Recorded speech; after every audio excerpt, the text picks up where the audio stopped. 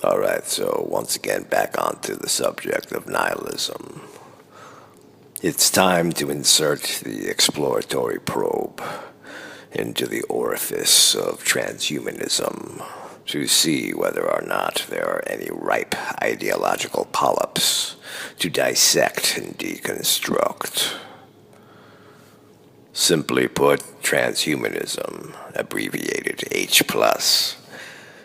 is an international intellectual movement that aims to transform the human condition by developing and making widely available sophisticated technologies to greatly enhance human intellect and physiology. Yeah, I think it goes without saying that it's an intellectual movement, as only the high intellect could come up with something so incredibly stupid. Not stupid in a practical sense, as the small advents of transhumanism seem to make sense. But in the bigger picture, it's taking baby steps towards dystopia. That's always the drawback of intelligence. It's very, very clever, yet completely bereft of wisdom and intuition.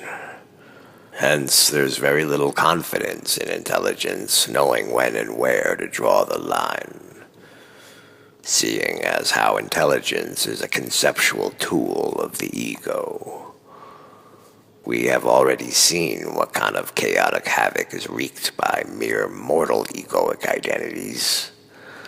So just imagine the kind of chaotic havoc that would ensue once the carrot of immortality gets dangled in front of the ego. It will be egoism gone berserk. The ego is already desperate to prove it exists, and has been continually frustrated by its own lack of permanence and substantiality. But now, with transhumanism, it finally has a glimmer of hope in reifying itself. This must never be allowed to happen. And as far as addressing what the evil might be in all this, the subtleties of the situation are important to understand, as, once again, it isn't any objectified content that is the factor of concern, but is the desire for attachment that burns in the consciousness.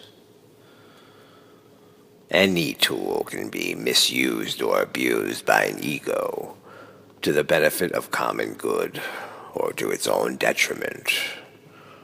A knife is a good example of this.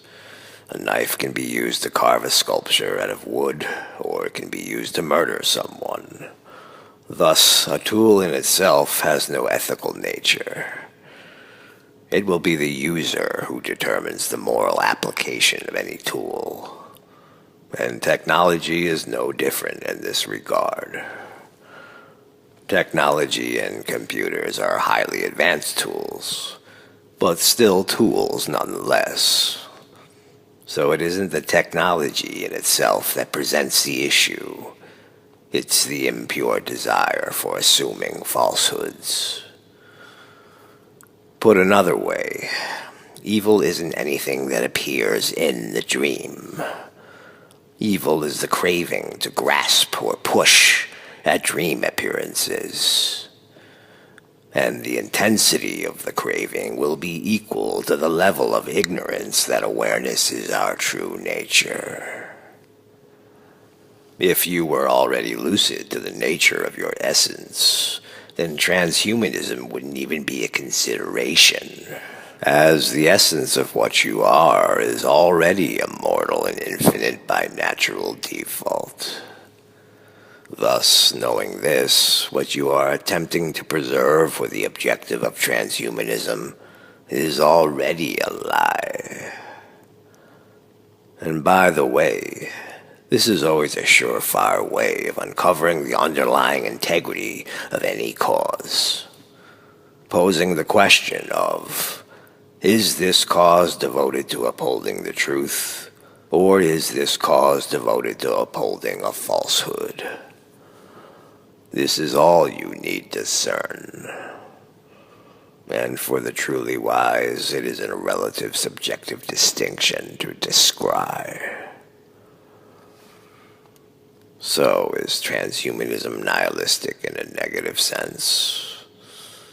Of course, the answer is a resounding yes, as transhumanism negates many values that are usually related to normative existence.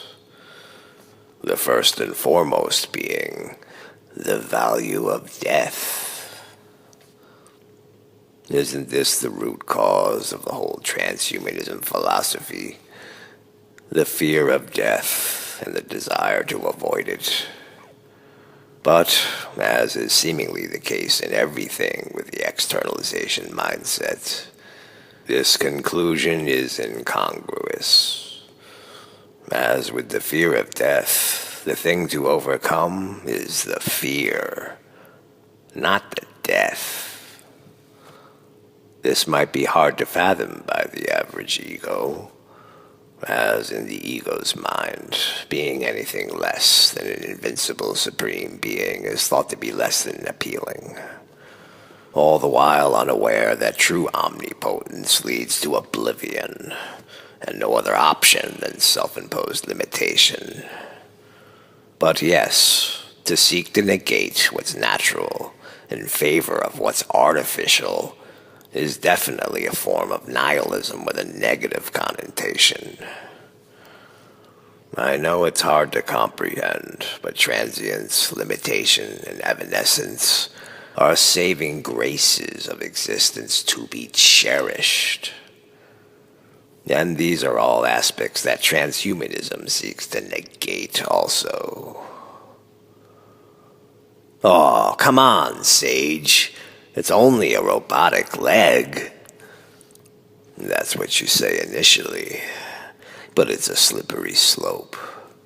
Then it's only a robotic arm, then a torso, then major organs. At what point will it switch from being functionally necessary to purely elective? And when does it stop? We've already seen the kind of addiction and rampant abuse surrounding the field of plastic surgery. So just imagine what would happen when out-of-control egos are allowed to start augmenting their physicality with robotic prosthetics. It makes you wonder, at what point are you no longer considered an organic being anymore and become more cyborg than human? And why should anyone tolerate such a degenerated consciousness? Oh wow, you'll get to be a superhuman, who will then quickly become an out-of-control electronic megalomaniac, who won't rest until he can force his will onto everyone else and build up a gigantic stable of slaves. Great, I can't wait for that. Transcendent man, more like degenerate man. Grow some balls, grow old, and die like everyone else, douchebag. It's a rite of passage, and you ain't gonna cheat it, even if we have to sabotage your ass. So forget it. It ain't happening. See, nothing good comes from attachment, and attachment to embodiment is no aberration. Form is illusion, and therefore a source of anxiety, dissatisfaction, and subsequent suffering when one tries to form attachments to it. Let us not forget the 3 marks of existence spoken about in Buddhism: impermanence, unsatisfactoriness, and non-selfness. That is, that all forms must dissolve, all forms are inherently dissatisfactory, and there is nothing that appears in a form that is the true self. Any misconceptions or misapplied methodology about these three characteristics of form will bring about suffering, and transhumanism is no exception to the rule. So, with this in mind, where would one ever get the idea that augmenting this illusory form with technology, which is more illusion, by the way, would make this illusory form any less of a falsehood? It's laughable, and will fail in the long run. Augmenting illusory form with technology is not going to make illusory form any less impermanent, any less of a dissatisfactory medium to quench desire, or any more of an embodiment of a real self. If anything, transhumanism is a paved road to a more literal mental slavery. That's right.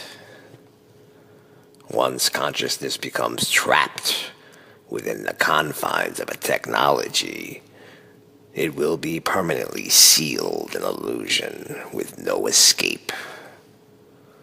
And this isn't a caveat to take with a grain of salt. Never mind the Hollywood fantasy of robots and machines coming to enslave you. Your very existence will be slavery in itself. If that isn't a representation of a negation of value commonly associated with normative existence, then I don't know what is. And of course, the biggest value transhumanism negates is the importance of intimacy and reliance on the truth, and the unconditional acceptance of that truth. Instead, transhumanism asks us to place emphasis on the extrinsic, to assign reliance and therefore power onto inventory items that will life extend consciousness. And let me ask you, what good is a life extended consciousness if it is permanently mired in delusion? That's like pondering how best to preserve waste, instead of asking how to give better purpose to waste, or how not to produce waste in the first place. And the vision of transhumanism is very wasteful. Just think of the amount of resources and overhead required to sustain a cyborg indefinitely. And for what purpose? To gratify an ego. The means doesn't justify the end. So if you are a transhumanist, then you are already a nihilist, as you desire to negate many of the important facets of your existence. This is why I propose to the transhumanist, if you are gonna be so nihilistic and negating so many of the values that are inherent to embodiment being natural, organic, and impermanent, then why not employ nihilism in a positive sense instead? And negate that which will be much more beneficial to your mental well-being instead. If you would only heal the sickness in the mind, there would not be this craving desire to cling to form. For a pure mind knows itself, and knows a pure mind to be the source of all perceptual form. To seek to cling to byproduct of source is to seek refuge in delusional falsehood.